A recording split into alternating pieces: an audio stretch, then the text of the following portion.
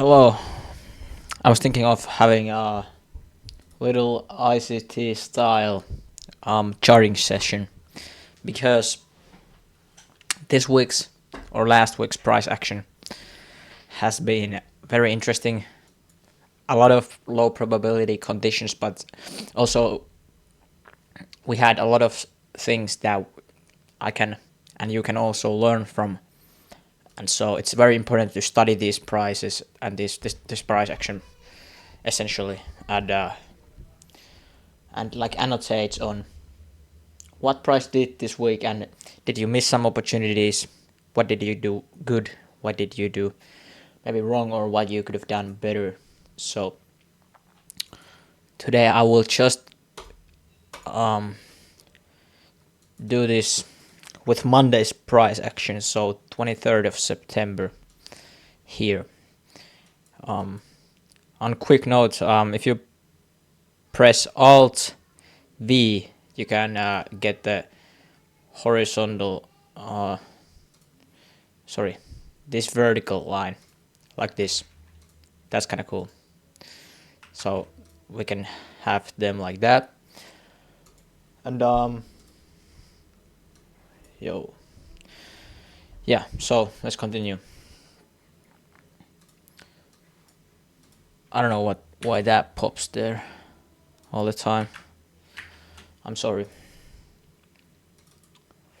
But yeah, so Monday's here. So coming to the Monday, what you would expect is, okay, we got inside range day here. You would expect next day to push towards these highs, especially when you look at the, I believe it's in 4 hour. If you mark out this fair value gap high, or the fair value gap low rather, we came real close to that here and failed to take that out. So I'm expecting Monday to push up here, especially because we have mitigated into every single fair value gap in this range. We even tapped slightly into this one, filled this one fully, and tapped into this wick. You could count this as an order block, I believe so. So bullish price action expected. I'm not seeing too much of bearishness here. There's no real reason to expect bearish action here. And I'm just analyzing this stuff as it happens, and or as it has already happened, and I'm not really trying to open about the fact whether my own bias was bearish or bullish. I was just trying to, have a commentary on what price is doing really. But yeah, so then we open. The daily candle open is here, but that's not really what concerns us. It's the midnight open here. So you would annotate the midnight open like so. Let's just leave that line there. So 1 hour chart, what price did is, so bullish range, chop, chop, chop. We built some liquidity, but most importantly, we pushed lower into areas that from which way we had a very bullish reaction out of. This nice confirmation for us to continue higher towards areas up here and those equal highs here. We create a fair value gap, we inverse it, the inversion holds, we run higher,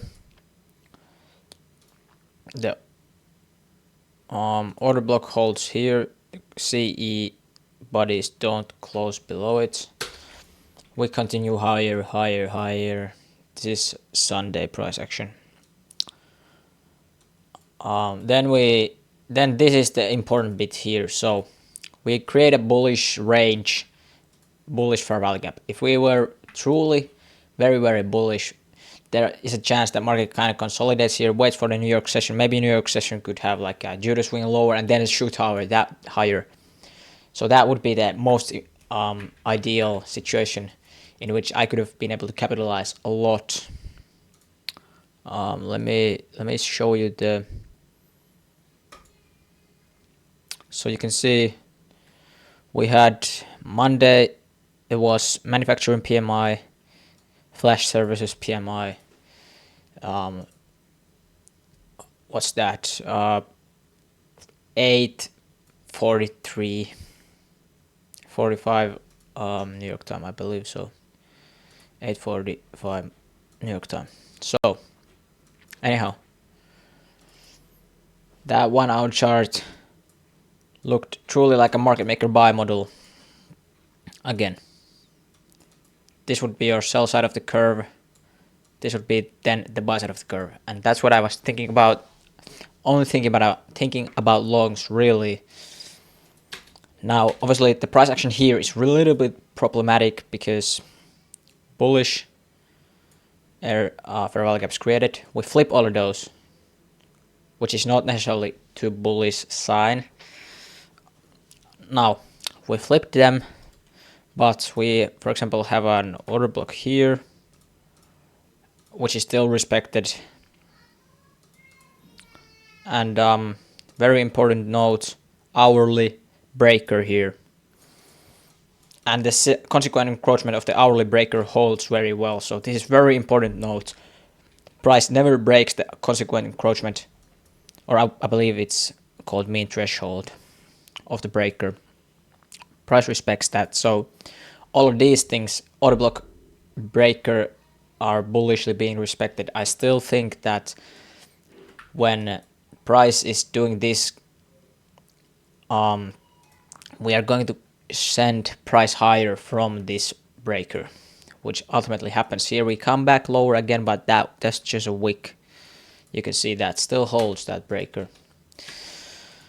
But yeah, now we break lower. This is London price action here, really. And so when you see a London price action short term going bearish, flipping all these gaps like that, we create some bearish BPR here and stuff like that. That's not very good sign for upcoming price action for New York session. So there is a chance that New York session could have just shot higher, like from here. That would have been the ideal situation. Obviously, didn't happen. Mainly because, okay, we have a bullish order flow still. That's what I'm thinking. We still respect, we have a BPR here. Respect that. We create fair value gap there, London session. We are coming to the New York session, and things are not looking too great in terms of price action. You can see that's super choppy. Now the important thing to note here is that when we trade back into this BPR, if we break this BPR, we should really go higher. I think so. But when and if this BPR holds, in my opinion, it would be, and if you get like a nice short confirmations inside of this BPR, it would be fine to go short here. Now you don't necessarily want to do that because when you look at this price action, it's so choppy that it's totally fine to leave the possible entry there. But yeah, this is 15-minute chart. You can see how that hourly BPR holds. Now that's some type of confirmation that we are probably going to run some of these lows because we built a lot of liquidity down here. But especially this low and these lows here, I wouldn't really expect market to go there. And if you're shorting this, you shouldn't really target here, here, or here because we are having so choppy price action that you should just take aggressively profits out, move aggressively to break even, and I will show you the entry that happened there as well. But so So yeah, what you can learn from this as of now is that high time frame bias is bullish. If you absolutely want to take an entry, there was a sell entry and you could have executed that based on lower time frame understanding of price action and order flow, because lower time frame price action did for a short term, it did flip bearish in my opinion with this large price run to the downside. Now when this had happened, I think that price action flipped bearish for a short period of time. But yeah, let's go to the New York session. So usually I kind of depends on the day, but usually I come to the charts 8:30 or between 8:30 and 9:30. So let's just mark those levels or times. So at 8:30, 9:30, between those times, was there really anything? No, not really. We built some liquidity. Sorry. We have this high. We come close to it. Then 8:30. If that had pushed lower and given some extra confirmation, maybe you could have got longs here, because this is an buy model again, with this being the smart money reversal down there. But that's something I wouldn't really notice. Then 9:30. What about here? Well, we sweep the high here, break structure. I'm sure we have some type of fair value gap maybe in 3 minutes, 5 minutes here, and you could have shorted. Let's see.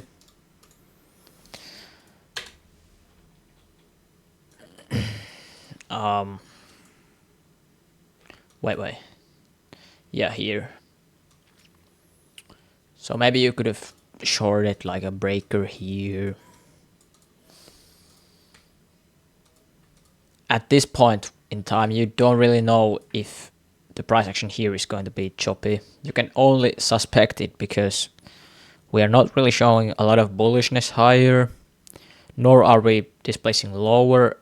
The only validation of where price will kind of move today would be this BPR. So if that BPR breaks, we could just continue higher. If that holds, then we are either going to have strong push lower or kind of continue the chop. In my opinion, that's kind of the bias and would be the bias here. But if you wanted to take something here, I don't really know if that would be a good idea. First of all, I never execute during 9:30 open, so I would never take this. But as a pattern, I guess it kind of works out. But I wouldn't really consider this trade before we run this BPR and maybe like these equal highs, because these are important equal highs.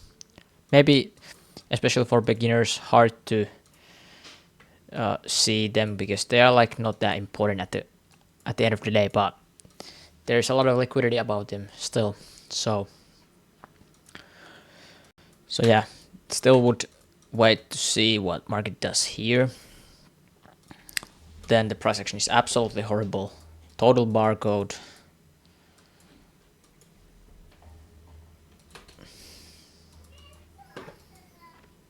But, 9:30 opening price here. The 8:30 opening price is here.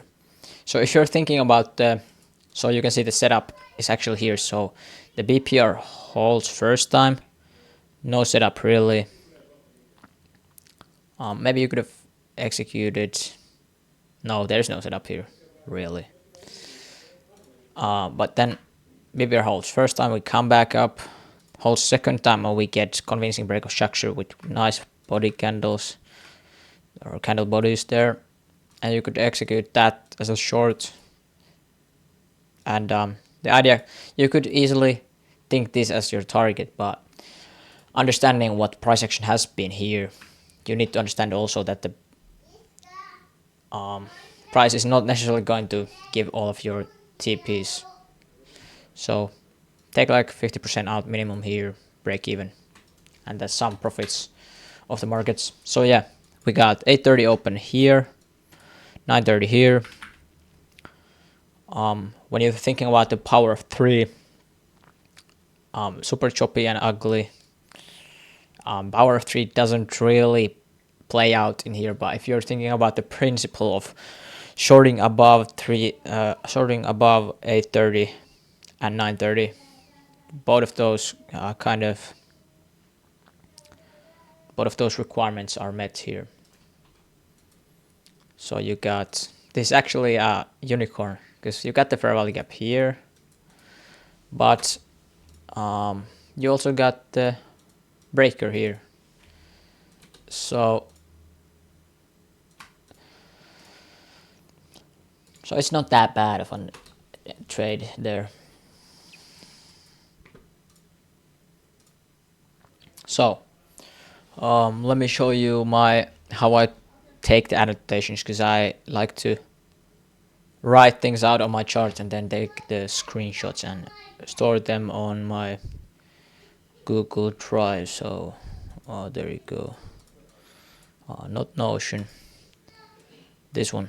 So I basically have my chart folder for my charts, and I put there September 23rd 2024 and Monday, and then I have my charts here. So hour, 50-minute, 5-minute, 1-minute chart. So we can start from the 1 hour chart. So this is kind of how I like to do it. So we have here the news event there. Expecting Monday to continue towards the buy side, market maker buy model. And we got equal highs with 4-hour FEG here.